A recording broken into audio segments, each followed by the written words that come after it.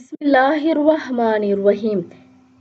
عورت اگر بیوی کے روپ میں تھی تو نبی کریم صلی اللہ علیہ وآلہ وسلم نے فرمایا، ختیجہ اگر تم میری جلد بھی مانگتی تو میں اتار کے دے دیتا۔ جب یہی عورت بیٹی کے روپ میں تھی تو نبی پاک صلی اللہ علیہ وآلہ وسلم نے نہ صرف کھڑے ہو کر ان کا استقبال کیا بلکہ فرمایا، میری بیٹی فاطمہ میرے جگر کا ٹکڑا ہے۔ اور جب یہی عورت بہن کے روپ میں تھی تو فرمایا کہ بہن تم نے خود آنے کی زحمت کیوں کی، تم پیغام بھجوا دیتی، میں ساری قیدی چھوڑ دیتا۔